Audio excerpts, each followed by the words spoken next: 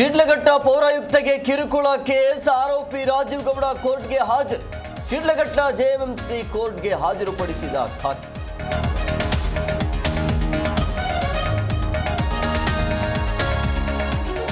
ಮನರೇಗಾದಲ್ಲಿ ಯಾವಾಗಾದ್ರೂ ಕೆಲಸ ಸಿಗ್ತಾ ಇತ್ತು, ಆದರೆ ಜಿ ಯೋಜನೆಯಲ್ಲಿ ವಿರುದ್ಧವಾಗಿದೆ.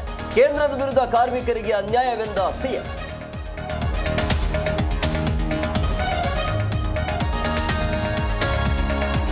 ಪಂಚಾಯಿತಿಗಳ ಹಕ್ಕು ಕೇಂದ್ರ ಸರ್ಕಾರ ಕಸಿದಿದೆ. ನಾವು ಪಂಚಾಯಿತಿಗಳಿಗೆ ಶಕ್ತಿ ತುಂಬುತ್ತೇವೆ. ಬೆಂಗಳೂರಿನಲ್ಲಿ ಡಿಸಿಎಂ ಡಿಕೆಶಿ ಹೇಳಿಕೆ.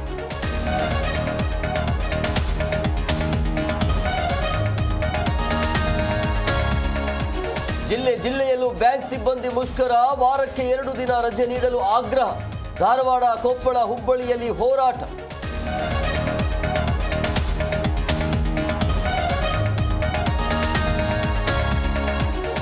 ಕಕ್ಕುಂಡಿಯಲ್ಲಿ 10ನೇ ದಿನವೂ ಉತ್ಖನನ.